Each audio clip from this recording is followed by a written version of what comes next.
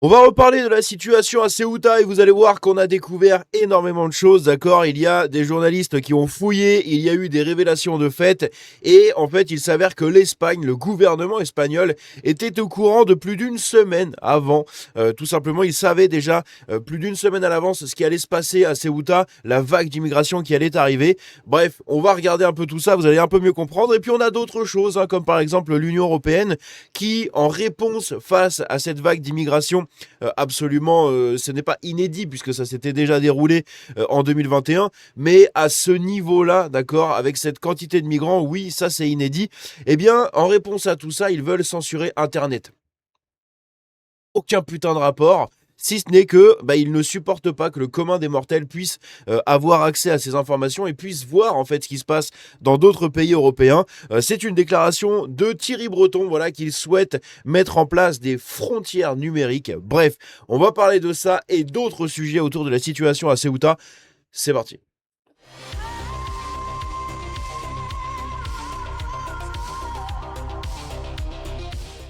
Donc, qu'est-ce qui se passe tout simplement à Ceuta? Eh bien, il se passe beaucoup de choses. Alors, on a d'un côté les réactions du gouvernement, de l'autre côté des révélations sur le même gouvernement. Bref, on a pas mal d'informations encore dans cette vidéo, donc je vais essayer de faire assez soft. Ici, vous avez la traduction d'un tweet qui nous dit: le gouvernement prépare le transfert d'un millier de mineurs de Ceuta vers d'autres régions et sollicite la collaboration de PP. Hein. Donc, PP, c'est les autorités, il me semble. Enfin, de Pedro, je crois, hein, Pedro Sanchez ou quelque chose comme ça. Bref, il travaille déjà à la réinstallation d'environ un millier de mineurs de Ceuta vers d'autres communautés autonomes.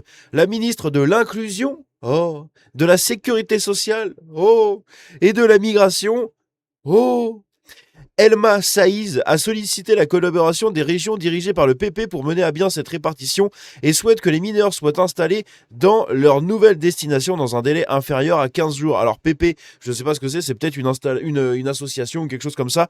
Bref, dans tous les cas, c'est pas très important puisque le sujet important ici, c'est que oui, l'Espagne commence à déployer tout simplement, le chemin habituel, hein, pour tous les migrants, c'est-à-dire des aides sociales, une enveloppe, hein, de 25 millions d'euros qui sera débloquée par le gouvernement espagnol pour venir en aide à tous les mineurs non accompagnés, puisqu'en fait il s'agit ici de mineurs non accompagnés. Les adultes, pour l'instant, ils s'en battent les steaks entre guillemets, hein. Ils vont pas les renvoyer, hein. Ils en renvoient un petit peu, mais pas beaucoup. Ils en renvoient quoi, peut-être 2000 par jour, et encore, il en arrive quasiment autant en fait à chaque fois. Donc, et même la plupart de ceux qu'ils renvoient reviennent quelques heures après. Bref, c'est absolument scandaleux. Mais voilà, les prestations sociales sont en marche, la distribution des petits mineurs dans tout le pays est en marche aussi, ça va bientôt arriver, c'est magnifique, hein. L'Espagne tout entière va se faire enrichir, les amis, ça va être assez hallucinant. Ici, justement, on a la réaction par rapport à ça, par rapport au fait de distribuer les mineurs un petit peu partout dans le pays. On a la réaction de la Castille et Léon, de l'Estrémadure et de l'Aragon, qui nous annoncent qu'elles n'accueilleront pas de mineurs non accompagnés originaires de Ceuta. Les trois gouvernements régionaux ont averti qu'ils s'opposeraient à la répartition des mineurs migrants non accompagnés que le gouvernement de Sanchez leur impose. Voilà, donc vous avez maintenant une quasi-sécession, entre guillemets, entre les provinces espagnoles, puisqu'en fait, les provinces espagnoles ne sont pas autant, enfin, l'autorité espagnole n'est pas autant centralisée qu'en France, hein. Elle est quand même assez centralisée, mais elle ne l'est pas autant qu'en France, et les provinces, les régions arrivent de temps en temps à pouvoir contredire un peu ce qui se passe dans les gouvernements. Imaginez un président de région en France qui refuse ça, eh bien le président Macron, hein, en l'occurrence actuellement, il se rendrait sur place pour lui dire: non, t'as pas le choix en fait. Tu vas accueillir tous ces mineurs, voilà. Donc on verra comment ça va se passer en Espagne. Les provinces sont un peu plus autonomes, hein, un petit chouïa, c'est pas énorme, mais bon, elles sont un petit peu plus autonomes que dans d'autres pays, notamment la France. Donc on verra, mais voilà, il y a des gens des régions qui refusent d'accueillir ces mineurs non accompagnés, puisque ils savent très bien ce qui va se passer à côté. Hausse, pardon, de la délinquance, hausse comment dire, des demandes de logement, etc. Donc c'est du surmenage et tout simplement comment dire, un espèce de bouchon, d'accord, aux demandes de logement qui va être absolument phénoménal, comme on a actuellement en France, hein. C'est-à-dire qu'il y a beaucoup plus de demandes de logements sociaux que de logements sociaux disponibles, hein. On est actuellement en France à près de 3 millions de demandes de logements sociaux. Sur les 3 millions, il y en a une bonne majorité qui est d'origine étrangère, hein. Et oui. Nous, on a les clodos qui sont en train de mourir dans les rues, et à côté de ça, vous avez tous les petits réfugiés qui, eux, sont bien au chaud, bien aidés par tout le gouvernement, etc. C'est quand même assez dingue. Ici, on a une enquête qui a été faite où on apprend qu'en fait, les services de renseignement de Ceuta avaient infiltré des groupes WhatsApp, des groupes Telegram, des discussions sur les réseaux sociaux, etc., où des groupes justement de migrants s'organisaient pour coordonner un afflux massif vers la frontière et complètement étouffer en fait la frontière espagnole pour permettre de la traverser sans que les flics ne puissent rien faire. Donc c'est vraiment une invasion, d'accord, hein, une invasion coordonnée qui a été faite, et les services de renseignement de Ceuta avaient déjà informé le gouvernement espagnol, y compris Marlaska, que vous voyez juste ici, qui est donc le ministre de l'Intérieur de l'Espagne. Sauf que lui, il déclare qu'il n'était absolument pas au courant, d'accord, hein, c'est non, non, j'ai rien vu, j'ai rien entendu, et on ne m'a rien dit. Voilà, c'est le discours global, classique, qu'on a à chaque fois avec tous ces extrêmes centristes slash gauchistes, socialo-communistes, immigrationnistes et remplacistes. Eh bien, c'est exactement toujours le même type de discours, mais à chaque fois, c'est toujours la même chose. C'est ah ouais, non, j'étais pas au courant, on m'a rien dit, on m'a rien dit. Alors qu'en fait, il y a bien des sources et des archives qui montrent que le signalement avait été effectué auprès du ministère de l'Intérieur, auprès du gouvernement, auprès des autorités, comme quoi il y aurait un afflux massif, comme jamais vu auparavant, de migrants marocains en provenance justement du Maroc pour étouffer la frontière et pouvoir pénétrer dans Ceuta. Enfin, dans Ceuta, pardon, il y avait du coup il y a des archives qui montrent ça. Et vous avez, quand bien même avec des archives et tout, le ministre de l'Intérieur, Marlaska, juste ici, qui est complètement dans le déni en fait et qui ment ouvertement, puisqu'il dit que ses services n'ont absolument rien reçu, qu'il n'était pas au courant. C'est assez hallucinant. L'Espagne savait, d'accord, qu'on soit, qu'on soit bien au courant. Quand vous avez un mec qui va faire un commentaire raciste sur les réseaux sociaux, l'Espagne est au courant. Donc vous imaginez bien que quand vous avez un service de renseignement qui fait des signalements pour avertir d'une immigration massive à près de 100 000 personnes, eh bien vous inquiétez pas que le gouvernement espagnol est au courant. Après, libre à lui de choisir de laisser passer les gens ou de les empêcher de passer la frontière. Bon, visiblement, c'est plutôt le premier choix qu'ils ont fait, hein. Mais quand même, ils sont au courant. Si vous pétez demain au boulot, d'accord, ils seront au courant. C'est ça 1984, hein. Tu ne pourras pas péter au travail, d'accord. Ils seront au courant. Eh bien là, c'est pareil. Ils le savaient. Ils le savaient. Et ils n'ont rien fait. Puisque ici, justement, c'est un rapport de la société espagnole Golden Owl qui nous affirme que la vague migratoire vers Ceuta, donc la Golden Owl, y compris les services nationaux de renseignement, qui nous affirme que la vague vers Ceuta des 30 et 31 juillet n'était ni spontanée ni accidentelle, mais bien le résultat d'une campagne coordonnée sur les réseaux sociaux. Selon ce rapport, des dizaines de groupes Facebook, WhatsApp et Instagram auraient recruté des candidats au départ via des mots de code, des groupes privés ou des quotas. Un nouvel appel à franchir la frontière le 15 août circule déjà sur plusieurs groupes. On voit que l'idée, c'est de faire tomber Ceuta pour qu'elle redevienne un territoire sous souveraineté marocaine. Sauf que ça n'arrivera pas. Hein, tout simplement parce que Ceuta est avant tout européen maintenant. Ah, et oui, hein, depuis que l'Espagne fait partie de l'Union européenne, eh bien Ceuta est un territoire européen. Assez indépendant, mais un territoire européen quand même, et on va dire un pied-à-terre de l'Europe en Maghrébie, on va dire ça comme ça, puisqu'il y a aussi Melilla hein, qui est un peu plus à l'est de Ceuta. Donc l'Europe et l'Espagne n'ont aucun intérêt à laisser justement cette enclave repartir, hein. Et de toute manière, Ceuta a toujours été une terre disputée, a toujours eu une souveraineté différente, d'accord. C'est passé tantôt dans les royaumes arabo-musulmans des premiers siècles de l'islam, quand ils ont conquis toute l'Afrique du Nord, tout le Maghreb, toute la péninsule ibérique, etc. Après, c'est passé au contrôle portugais, c'est passé au contrôle espagnol, puis avant, à l'Antiquité, c'était sous contrôle carthaginois, sous contrôle phocéen. Il y a peut-être même les Phéniciens qui se sont mis là-bas aussi pendant un temps. Enfin bref. Il y a toujours eu une domination, on va dire, X ou Y sur la ville de Ceuta, sauf que actuellement, c'est l'Espagne, hein, voilà. Imaginez ça dans l'autre sens.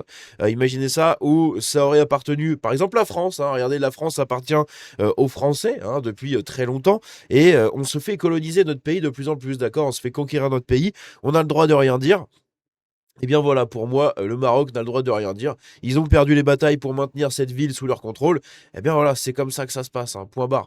Mais on assiste littéralement à une espèce de nouvelle guerre de conquête pour reconquérir ce territoire perdu vis-à-vis du Maroc. Donc écoutez, on verra comment ça va se passer dans les années à venir. Mais nul doute que ce genre d'appel à la migration massive vers un petit bout de territoire, je pense que ça peut hein, littéralement faire chuter le pouvoir en place et le contrôle de l'Espagne, puisque bah, quand imaginez Ceuta, hein, si c'est peuplé de 150 000 personnes, 150 000 migrants, et dans une ville qui à la base comptait 84 000 personnes, donc des habitants locaux, je pense que là, ça va être très compliqué de gérer tout ça, hein. Déjà, on est quasiment à du 100%, donc c'est quand même assez fou.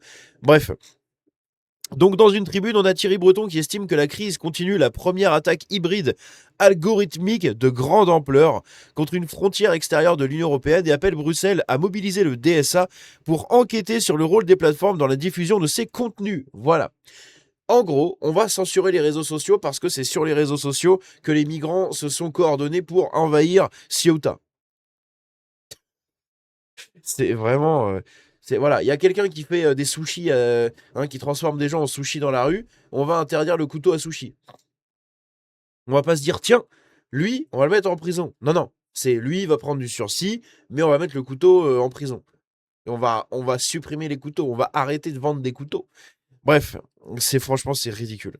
Honnêtement, c'est vraiment absolument ridicule. Qu'est-ce qu'on a d'autre? Donc justement, on a juste ici donc la Commission européenne qui au regard de cette invasion, eh bien, veut censurer Internet, puisqu'ils ne veulent pas que d'une, vous voyez ces images, on l'a vu avec Laurent Nunez, ils ne veulent pas que vous ayez accès à ces images-là, d'accord. Ils ne veulent pas que le commun des mortels puisse se rendre compte de ce qui se passe dans un autre pays européen à des milliers de kilomètres de son logement. Et ils ne veulent pas non plus hein, que tous ces trucs-là circulent sur les réseaux sociaux. Alors là-dessus, on est d'accord, hein, les appels coordonnés à la migration, aux invasions des territoires comme Ceuta, on est d'accord que ça ne doit pas être organisé sur les réseaux sociaux. Mais est-ce qu'on est pour autant pour la censure des réseaux? Non, pas tellement, puisqu'en fait, la censure de ce truc-là va directement amener à la censure totale de tout le reste. Et surtout que, très totalitaires comme ils sont en Europe, eh bien, ils ont tout simplement envie d'appliquer ces frontières numériques à d'autres pays européens. Et oui, de distribuer leur modèle de censure dans le monde entier. C'est là qu'on commence à voir le melon de ces élites européennes, hein, de ces technocrates européens qui sont en train de péter un fusible, hein, littéralement, puisque maintenant ils veulent exporter leur modèle de censure dans toute l'Europe. Ce sont les propos de Thierry Breton, hein. Dedans, il disait que il faut qu'il y ait des pays partenaires pour appliquer ces surveillances sur les réseaux sociaux, avec qui, du coup, ils distribueront leur modèle donc de censure. Bref. Ici, on a la Croix-Rouge, messieurs, dames, hein, pareil, ne jamais donner un sou à cette putain d'association, puisqu'on a la Croix-Rouge qui n'est pas dans la rue pour aider les clochards que nous avons et qui meurent de froid, qui meurent de chaud dans nos rues. Non, non, pas du tout. Ils sont dans d'autres pays pour distribuer des aides humanitaires à des migrants qui viennent en France et qui continuent de peser toujours plus lourd sur les contribuables des différents pays européens. Voilà. Et donc ici, pareil, un truc organisé par la Croix-Rouge, sécurisé par la police, hein, juste là, où ils distribuent comme ça des denrées alimentaires, de l'eau, etc. à tous ces jeunes ingénieurs fraîchement débarqués pour enrichir nos pays. C'est magnifique. Ici, on a une vidéo qui a été filmée à la frontière marocaine. C'est une vidéo qui a tourné un peu sur Telegram, etc., qui a tourné un peu sur X. C'est une vidéo qui a été filmée à la frontière marocaine, donc qui nous montre une file entière de migrants. Alors, c'est ce qui est dit, hein. C'est une vidéo qui serait filmée à la frontière marocaine, etc. J'ai pas pu vraiment vérifier cette information.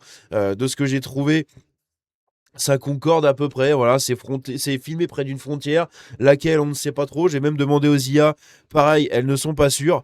Donc, c'est à prendre avec des pincettes, mais en tout cas, c'est une vidéo qui apparemment serait filmée à la frontière frontière marocaino-espagnole de Ceuta ou d'une autre enclave, hein, peut-être Melilla ou peut-être d'un autre bout, on n'en sait rien, mais qui montre comme ça des dizaines de milliers de personnes en train de marcher pour converger. Alors, est-ce que c'est une vidéo qui a été filmée avant cette invasion ou est-ce que c'est une vidéo en prévision de l'invasion qui arrive potentiellement le 15 août, comme on l'a vu, qui est organisée sur les réseaux sociaux? Bah, on n'en sait rien, on le verra. Dans tous les cas, c'est une vidéo ici qui a été partagée et qui mérite quand même un peu notre attention. Dans le même temps, juste ici, donc voilà. Donc par rapport à ce rapport justement qui avait annoncé la venue du flux du flux massif de migrants, eh bien on apprend tout simplement que la ville donc de Ceuta avait alerté sur des mouvements anormaux à la frontière marocaine. Ceuta affirme avoir prévenu au moins 5 ministères avant la crise. La réponse reçue: restez tranquille. Voilà, donc ils ont averti des ministères de l'intérieur, je pense, de la migration et ce genre de choses, de la sécurité ou je sais pas aussi ce qu'il y a. Et on leur a dit non, mais c'est bon, restez tranquille. Ça va bien se passer. Ça va le faire. C'est beau, hein. Résultat, la frontière a cédé et 80 000 migrants sont entrés dans la ville. Et la ville qui est complètement laissée comme ça au chaos. On a ici aussi un autre truc assez rigolo. C'est autour d'un député de gauche, hein, un député socialiste. Il s'appelle Nahuel González. Et il vient de proposer au Parlement espagnol une espèce de loi ou une résolution de loi, un projet de loi, j'en sais rien, un truc comme ça, un texte qui va tout simplement essayer de ne pas, de faire en sorte que l'Espagne n'organise pas la Coupe du Monde avec le Maroc. Voilà, il devait organiser conjointement la Coupe du Monde en 2030. Eh bien, il a déposé un texte pour que ça n'arrive pas, puisque, eh bien, lui, il déplore le côté humain, on va dire, de l'immigration qui a été mise en place, justement avec l'instrumentalisation à la fois du Maroc, puis la violence de la répression une fois sur place à Ceuta. Bref, donc lui, il prend le parti des migrants, sans vraiment prendre parti pour un pays ou pour un autre, hein, alors même qu'il est espagnol. Mais bref, hein, il s'appelle quand même González, hein, on peut faire difficilement plus espagnol. Et pourtant, voilà, il ne défend pas son pays, d'accord. Il défend les migrants qui sont arrivés. Il ne défend pas non plus le Maroc, hein, il défend les migrants, les agents, remplaceurs, etc., ou tout ce que vous voulez, hein, appelez-les comme vous voulez, les ingénieurs, hein, voilà. Et donc du coup, il les défend en disant, voilà, ils sont arrivés, il y a eu des morts, il y a eu de la répression, ils ont été instrumentalisés par le Maroc pour récupérer son territoire, blablabla. Et donc moi, je dépose un texte qui veut que l'Espagne n'organise pas conjointement la Coupe du Monde en 2030 avec le Maroc. Alors, j'en ai rien à foutre de la Coupe du Monde, mais il y a beaucoup d'Espagnols qui ont réagi à ce truc, un peu comme nous avec LFI. Voilà, quand LFI a voté a voté contre, du coup, la loi de protection, enfin la loi, comment dire, de fichage en gros sur les réseaux sociaux, de vérification d'identité avec les cartes d'identité et compagnie. Puis je sais plus aussi ce qu'il y avait d'autre comme loi, hein, je crois que c'était, je sais plus s'il y avait d'autres comme loi, où on avait dit putain mais la France insoumise, pour une fois on ne peut qu'être d'accord avec eux tout simplement. Alors c'est pas très souvent, hein, mais de temps en temps il y a deux trois lois qui sont intéressantes et donc qu'ils votent. Bon, après quand on connaît le cirque de la politique ça veut rien dire. Mais du coup il y a beaucoup de gens en Espagne et sur les réseaux sociaux qui ont commenté ce fait là et qui ont dit putain mais comment c'est possible que je sois d'accord avec ces tarés de gauche, des trucs comme ça. Et du coup ça m'a rappelé justement ce qui se passait avec LFI en France sur quelques lois où au final même les droitards on était en mode ah putain mais LFI pour une fois on est d'accord avec eux. Bref, c'est assez drôle. Ici justement ce sont les propos, hein, de Thierry Breton entre guillemets. Après la crise de Ceuta, l'Europe doit apprendre à sécuriser ses frontières numériques, donc à censurer, hein, tout simplement, puisque vous ne devez pas voir les images de ce qui se passe dans les autres pays européens. Vous ne devez pas être au courant de tout ça. Vous devez vous informer sur comment dire, sur les radios et sur les médias télévisuels d'État ou papier aussi. On a ici justement un truc, donc pour revenir justement à l'accueil des mineurs non accompagnés en Espagne, euh, on a une autre petite avancée intéressante. Junts s'oppose fermement à ce que la Catalogne accueille des mineurs non accompagnés à Ceuta. La porte-parole de Junts au Congrès, donc je pense que c'est un parti, hein, Myriam Nogueras, a rejeté du coup la participation de la Catalogne pardon, à la répartition des mineurs immigrés en provenance de Ceuta et a critiqué la gestion de la crise migratoire par le gouvernement central. La Catalogne ne doit pas servir de bouclier à la négligence de l'Espagne, qui régularise unilatéralement des milliers de migrants et se montre par ailleurs incapable de contrôler ses frontières, a déclaré la dirigeante indépendantiste. Voilà un peu ce qui est dit juste ici. Donc apparemment justement c'est le parti de l'indépendance. Alors les noms en Espagne des partis etc. Je connais pas tout, hein. J'en connais quelques-uns, hein. Podemos notamment, Vox, les principaux on va dire. Mais Junts ça me dit ça me dit vaguement quelque chose. Mais du coup voilà le truc par rapport à l'indépendance. Et donc du coup voilà ce qu'elle déclare, qu'elle n'accueillera pas de migrants tout simplement. Et là-dessus on ne peut qu'être d'accord avec elle. Donc c'est pareil, hein, ça va être compliqué pour l'Espagne d'imposer sa répartition des mineurs non accompagnés en Europe. Donc ici, Thierry Breton, on en a parlé. Justement, ici, on a Podemos et la gauche portugaise. le Portugal, hein, qui se mêle aux affaires de l'Espagne, hein, comme toujours, hein, au long de leur histoire, ils sont très liés quand même. Hein. Rappelons quand même le traité de Tordesillas notamment. Bref. Et donc, qui a d'ailleurs statué hein, pendant un temps que Ceuta serait toujours sous contrôle, je crois que c'est portugais à l'époque ou espagnol, je sais plus, un des deux. Et bien dans le traité de Tordesillas qui partageait le monde, le nouveau monde en deux, et bien il y avait justement Ceuta qui était dedans et qui justement ça lui a défini sa souveraineté. Je sais plus de quel côté, mais bref, hein, Ceuta déjà qui à l'époque hein, du traité de Tordesillas était déjà disputé hein, toujours par les deux pays et du coup par évidemment les royaumes du Maghreb ou les peuplades du Maghreb, on va dire ça comme ça. Ici donc on a Podemos donc qui est donc la gauche espagnole avec la gauche portugaise qui rejoint le député Nahuel González dans dans le fait de que l'Espagne comment dire ne n'organise pas cette Coupe du Monde avec le Maroc. Désolé, je perds un peu mes mots. Il est 2h du mat à l'heure où je fais cette vidéo.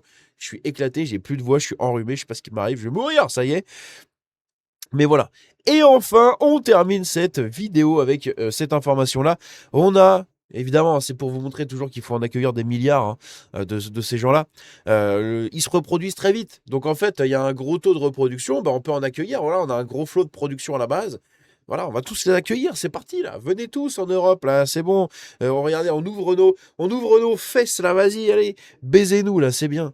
Au secours. Ici, on a justement du coup un Marocain de 36 ans, un migrant en situation clandestine, qui a pointé une jeune femme. Voilà, il a pointé une jeune femme. Il a été arrêté au moment où il allait la pointer, hein, mais donc il y a eu violence, agression, etc. Et du coup, c'est toujours le même profil à chaque fois. On est toujours en face des mêmes profils. Et pourtant, c'est ces gens-là que le gouvernement espagnol veut faire venir en masse. C'est magnifique. Bref, on ne continue pas plus cette vidéo. C'est tout pour moi aujourd'hui sur ce sujet. Comme je vous l'ai dit, on n'a pas fini d'en parler hein, de ce sujet. Comme d'habitude, n'hésitez pas à vous abonner, à partager la vidéo autour de vous, à me suivre sur tous les réseaux sociaux, à rejoindre le Discord, le canal Telegram, me suivre absolument partout. On se dit à la prochaine, que Dieu vous bénisse et qu'il bénisse les Espagnols qui subissent du coup cet enrichissement. On se dit à très bientôt, prenez soin de vous. Ciao.